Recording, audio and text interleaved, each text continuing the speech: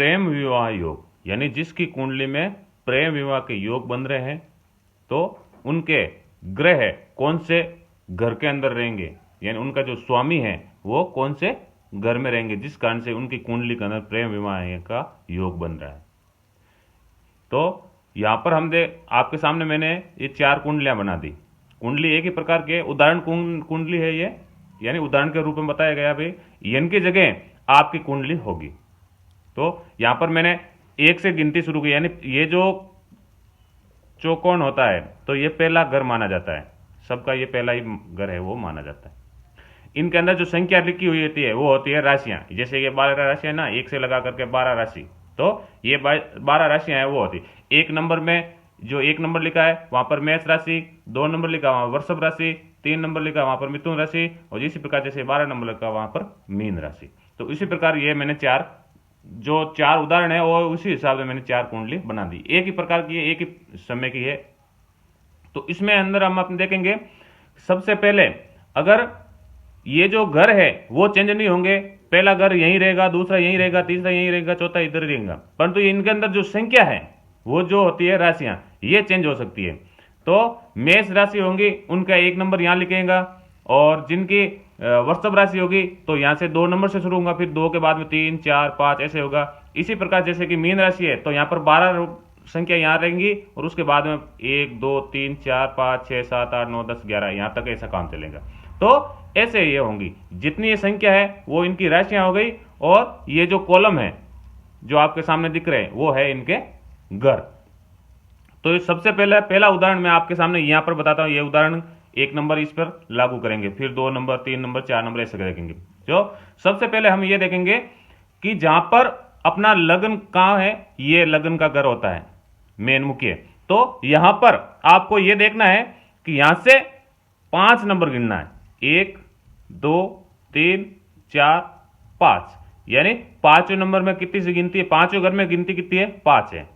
तो मैं यहां पर बताता हूं आपको, देखो 5वें नंबर में गिनती आएगी 5, ठीक है। तो 5वें घर के अंदर 5 है, तो यहां पर कौन बैठा है, देखो 5 में, देखो आप ये इनका 5 में सूर्य, इनका जो स्वामी कौन है, यानी 5वें घर का जो स्वामी है वो है सूर्य। कौन है, सूर्य।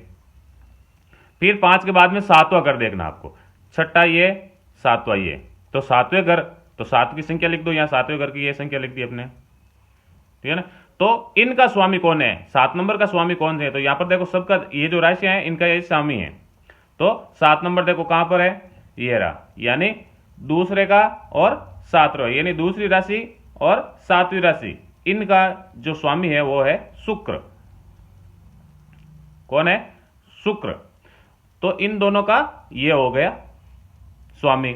अब आपको देखना है 5वें घर का स्वामी अगर 7वें घर में बैठ जाता है, और 7वें घर का स्वामी है वो 5वें घर में बैठ जाता है, समझ गए कैसे। जैसे यहां 5वें नंबर का स्वामी कौन है, सूर्य है, ये तो ये सूर्य किस में बैठ जाएगा, 7 नंबर, यानी सूर्य यहां पर आ जाता है, सूर्य 7वें घर में आ जाता है। और 7वें घर का जो स्वामी कौन है वो है शुक्र, और शुक्र है वो 5वें नंबर में आ जाएंगे, यानी 7वें घर का 5वें घर में यहां पर आ जाएंगे शुक्र, ठीक है। तब क्या होता है, ऐसे जातक की जो कुंडली के अंदर इस प्रकार की जगह रहता है, यानी 5वें घर का स्वामी 7वें घर में आ जाता है और 7वें घर का स्वामी है वो 5वें घर में आ जाता है, तो उनकी कुंडली के अंदर प्रेम विवाह है वो होने का जो चांस है वो होते हैं, उनका प्रेम विवाह होता है। मान लो किसी का प्रेम विवाह नहीं होता है तो समझ लो उसके जीवन के अंदर शादी से पहले किसी के साथ में अफेयर जरूर चलेगा, जरूर नहीं है भाई उसके साथ में विवाह होगा तभी होगा। यानी अगर ऐसे आपके ग्रह चेंजिंग रहते हैं तो समझ लो किसी ने किसी के साथ में शादी से पहले किसी ने किसी के साथ में अफेयर है, किसी के साथ में संबंध है, या फिर वो शादी योग्य होंगे तो उनके साथ में प्रेम विवाह भी होने के चांस है वो प्रबल हो जाते हैं, ठीक है। तो ये रह गए 1 नंबर का। और उसके बाद में हम देखेंगे, यानी ये जो 5वें घर का स्वामी और 7वें घर का स्वामी दोनों ही यहां पर कहीं पर भी हो जाए, ठीक है। यानी 5वें घर का स्वामी कौन था यहां पर, सूर्य, और 7वें घर का स्वामी कौन था, शुक्र। अगर सूर्य और शुक्र दोनों एक साथ में हो जाए, यानी प्लस में दोनों एक साथ में हो जाए, यहां पर समझ लो, मान लो सूर्य और शुक्र ये दोनों एक साथ में हो गया, यह कॉलम आ गया, इस कॉलम आ गया, इस कॉलम आ गया, इस कॉलम आ गया, इस कॉलम आ गया, कहीं पर भी आ गया तब भी है जो प्रेम विवाह के योग बनते हैं। ठीक है, अब दूसरे नंबर में देखेंगे। दूसरे नंबर मान लो ये ले लो, तो ये 1 नंबर, ये 2 नंबर, कुंडली सेम ही है, सिर्फ समझाने के लिए मैंने 4 कॉलम बना दिए। अब देखो यहां पर 1 नंबर पहला घर ये है, घर हमेशा ये देखना इधर संख्या चेंज हो सकती है, यहां पर 2 है, यहां पर 3 है, यहां पर 4, यहां पर 5 है, तो यहां पर 8 भी आ सकता है, 1 भी आ सकता है, 2 भी आ सकता है, कितना भी आ सकता है। ठीक है, तो यानी ये संख्या चेंज हो सकती है, कॉलम वही रहेगा, घर वही रहेगा, 1 2 3 4 5 6 7 8 9 10 11 12। ठीक है, उसी हिसाब से दूसरे में देखो ना, किसी भी घर के अंदर ये जो 1 से लगा करके 12 घर है, आपकी लगन कुंडली ले लेना आपकी खुद की, और उसमें देख लेना कि अगर शुक्र, कौन सा, शुक्र और मंगल, शुक्र और मंगल अगर साथ में बैठे हैं, शुक्र और मंगल अगर एक साथ बैठे हैं, तो आपकी कुंडली के अंदर प्रेम विवाह का संबंध बन रहा है। ठीक है, अब कैसे हुआ, किसी भी घर में, जरूरी नहीं है कि भाई अपने 5वें घर में भी हो 7वें घर में, यानी अगर 5वें घर में और 7वें घर में अगर ये दोनों साथ में रहेंगे तो प्रबल योग है, उसको कोई नहीं रोक सका, उनका प्रेम विवाह होगा ही होगा। ठीक है, प्रेम विवाह नहीं होगा तो अफेयर तो 100% ही किसी के न किसी के साथ में रहेगा प्रेम संबंध। अगर 5वें घर में और 7वें घर में शुक्र और मंगल एक साथ में बैठे हैं, तो अगर इनके अलावा अगर दूसरे कौन से भी अगर घर के अंदर बैठेंगे पे 1 नंबर 2 नंबर 3 नंबर 4 नंबर किसी भी घर में बैठेंगे, तब भी प्रेम विवाह का योग है वो बन रहा है। ठीक है, लव मैरिज होना ही होना है उसके साथ में, अगर लव मैरिज नहीं है तो यानी उसके साथ में अफेयर तो चलेगा ही चलेगा और चलता ही होगा, शादी से पहले भी चल सकता है और बाद में भी चल सकता है। ठीक है, ये हो गया 2 नंबर। अब 3 नंबर की गिनती देखते हैं। 3 नंबर उदाहरण में ये ले लो, 3 नंबर के अंदर अगर 7वें घर का स्वामी, कौन सा, 7वें घर का स्वामी है वो 1 2 3 4 5 6 और ये 7। ठीक है, अब 7वें घर का स्वामी है वो अगर 11वें घर के अंदर बैठा है, इस घर के अंदर बैठा है 11वां घर, यही कॉलम रहता है 11वां घर का, हमेशा ध्यान रखना, आपका जो कुंडली रहेंगी उसके अंदर भी ये सही रहता है। तो ये 7वें घर का स्वामी कौन है, 7वां घर के स्वामी है शुक्र। ठीक है, आपकी कुंडली में अलग होगा, जरूरी नहीं है कि उसके अंदर शुक्र ही आएगा, क्योंकि यहां 1 नंबर लिया मैंने इसलिए, अगर 2 आएगा तो उसका चेंज होगा, 3 आएगा तो उसका चेंज होगा, 4 का अलग होगा, यानी 1 नंबर मेष राशि का हो रहा है, दूसरा वृषभ का, तीसरा चौथा पांचवा, यानी यहां पर जो संख्या लिखी रहेंगी 5 रहेंगी तो वो कर्क राशि का लगन हो जाएगा, 7 रहेगी तो इसका हो जाएगा, और 12 रहेंगी तो मीन का हो जाएगा, 11 रहेगी तो कुंभ राशि का हो जाएगा, ये यहां पर। ठीक है, उसके बाद में गिनती जाएंगी, जैसे कि यहां पर मैंने 12 लिख दिया तो 12 के बाद में यहां पर 1 आएंगे, यहां पर मैंने 11 लिख दिया यहां पर, तो कुंभ राशि का लगन हो जाता है, तो 11 के बाद में यहां पर 12 आएगा, फिर 1 2 3 4 5 6 7 8 9 10 ऐसा चलेगा। तो यानी कहने का मतलब ये है कि ये गिनती है जो राशि है और ये जो कॉलम है वो इनके घर है, और ये मैंने इनके स्वामी बता दिए, इनके आपके देवता कौन से है, यानी मेष राशि के कौन है और वृषभ राशि के कौन है और कुंभ के कौन है और मीन के कौन है, यानी इसी प्रकार से 1 से रेगुलर करके 12 नंबर तक। तो इसमें हम देखेंगे कि अगर 7वें घर का, यहां 7वां घर और संख्या भी 7, यहां पर घर भी 7वां है और संख्या भी 7 ही है, तो 7वें घर का स्वामी कौन है, शुक्र है। कौन है, यहां पर देखो शुक्र है, यानी दूसरे घर का और 7वें घर का स्वामी है वो शुक्र। ये शुक्र है अगर 11वां घर में बैठ जाता है, यहां शुक्र है वो यहां 11वां घर में बैठ जाता है तो प्रेम विवाह योग बनते हैं। ठीक है, यानी उनकी लव मैरिज के योग है वो बन रहे हैं। फिर एक लास्ट में देखते हैं 4 नंबर में। ठीक है, ये तो एकदम सरल था, कोई इतना ज्यादा लंबा नहीं था, यानी 7वें घर का स्वामी है वो 11वां घर में बैठा रहता है। 7वें घर में, यानी आपके कुंडली में देख लेना 7वें घर में, यहां 7वां घर तो यही होगा, पर इस घर के अंदर संख्या कितनी है, 1 नंबर है या 2 नंबर 3 नंबर 4 नंबर 5 नंबर, अगर 5 नंबर यहां पर गिनती हो तो 5 नंबर का स्वामी कौन हो जाता है, सूर्य हो जाता है। यहां 6 नंबर हो तो 6 नंबर का स्वामी बुध हो जाता है। यहां 7 नंबर संख्या लिखी है तो शुक्र हो गया। यहां अगर 8 नंबर संख्या लिखी जाती है तो 8 नंबर का स्वामी कौन हो जाता है, मंगल हो जाता है, ये 8 नंबर। तो ऐसे ही 9 लिखा है तो 9 का स्वामी हो जाता है गुरु, ऐसे 10 लिखा है तो 10 का स्वामी हो जाता है शनि, 11 लिखा है तो भी शनि, ठीक है। तो और 12 लिखा हो तो हो जाता है गुरु।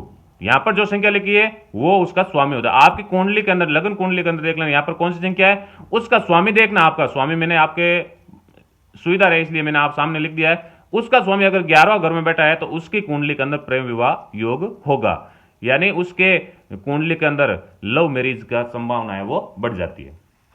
फिर 4 नंबर के देखें, 4 नंबर यानी पहले घर में, कौन से घर में, पहला घर, कौन सा घर है, ये वाला, मैं यहां गोला कर देता, पहला घर, उसके बाद में तीसरा घर, ठीक है, और तीसरे के बाद में 11वां घर, ये वाला, ठीक है ना, पहला घर, तीसरा घर और 11वां घर। इन घरों के अंदर, ठीक है, अगर इन घरों के अंदर ये ग्रह बैठे रहते हैं, कौन बैठा रहता, गुरु। यहां पर अगर गुरु बैठा है, कौन, गुरु, और यहां पर भी गुरु और यहां पर भी गुरु। अब देखो एक कुंडली में 3 जगह गुरु नहीं होगा, मैं 3 जगह लिखा हूं इसका मतलब नहीं है कि आपके कुंडली में 3 जगह गुरु होगा, यानी गुरु है या तो आपके लगन के अंदर ही बैठा है, ठीक है, तो आप जो है अपने जाति बिरादरी के अंदर ही आपकी लव मैरिज होगा, लव से संबंधित कोई काम बनेंगे, यानी प्रेम विवाह आपके जाति बिरादरी के अंदर, यानी आपकी कास्ट के अंदर ही होगा। अगर आपका ये गुरु बृहस्पति है जो अगर तीसरे नंबर के कॉलम में बैठा है, 1 2 30, तीसरे नंबर में बैठा है, तभी आपकी जो शादी है वो प्रेम विवाह योग होगा, वो भी अपनी जाति बिरादरी यानी अपने ही कास्ट के अंदर। अगर ये गुरु यानी बृहस्पति आपके 11वें भाव में बैठा है, ठीक है ना, तभी वही काम बनेगा, यानी आपका प्रेम विवाह होगा और वो भी होगा अपनी जाति बिरादरी के अंदर, अपनी कास्ट के अंदर, यानी अदर कास्ट के अंदर नहीं होकर अपनी जाति बिरादरी के अंदर ही होगा। तो ये 4 फॉर्मूले थे, इसके अंदर आप अपनी खुद की कुंडली लेकर के देख लेना। और भी फॉर्मूले बहुत है, यानी जो मेन मुख्य थे जो आपको सही से यानी आसानी से समझ में आ जाए, इसलिए मैंने आपके सामने ये 4 कॉलम बना के 4 उदाहरण आपके सामने बता दिया है। ये जो 4 कॉलम है आप अपनी लगन कुंडली निकाल लेना, तो लगन कुंडली निकालेंगे उसके अंदर आप ये देख सकेंगे, ठीक है। इसके अंदर मैंने यहां पर एक संख्या का यानी उदाहरण के हिसाब से मैंने एक संख्या लिख दी, आपके हिसाब से आपकी जो राशि होगी, अगर जिसकी मेष राशि है उसका यहां पर 1 होगा, जिसकी वृषभ होगी वहां पर इसके यहां पर 2 होगा, जिसकी मिथुन है वहां पर 3 होगा और जिसकी मीन होगी वहां पर 12 होगा। उसके बाद में उनका स्वामी देखना, स्वामी आपके सामने मैंने यहां लिख दिया, आप देख सकते हैं आराम से मालूम गिर जाएगा। उसके बाद में आप देख लेना कौन से घर में कौन सा ग्रह बैठा है, कौन सा स्वामी किस घर में बैठा है, उसी हिसाब से आपका प्रेम विवाह प्रेम संबंध है वो बन सकता है। यानी 1 से लगा करके 12 तक, यानी सभी राशियों का, मेष राशि का प्रेम विवाह और वृषभ राशि का प्रेम विवाह, मिथुन राशि का प्रेम विवाह, कर्क राशि का प्रेम विवाह, सिंह राशि का प्रेम विवाह, कन्या राशि का प्रेम विवाह, तुला राशि का प्रेम विवाह, वृश्चिक राशि का प्रेम विवाह, धनु राशि का प्रेम विवाह, मकर राशि का प्रेम विवाह और कुंभ राशि का प्रेम विवाह और मीन राशि का प्रेम विवाह। यानी इन सभी राशियों का लगन देखना, आप अपना लगन देख लेना, लगन कुंडली निकाल लेना और उसके बाद में आप देख लेना कि आपके कुंडली के अंदर ये योग यानी ये जो स्वामी बैठे हैं वो किस किस कॉलम में बैठे, किस किस घर में बैठे और किस हिसाब से किस स्थिति में बैठे हैं। अगर मैंने आपको जो उदाहरण बताया उसके हिसाब से बैठे हैं तो आपका प्रेम विवाह योग बन रहा है, और अगर आपका प्रेम विवाह नहीं हुआ तो आपका किसी न किसी के साथ में अफेयर है वो चालू रहेगा, किसी किसी के साथ में आपका संबंध है वो चालू रहेगा। तो इस प्रकार ये छोटी सी एक जानकारी थी, ठीक है।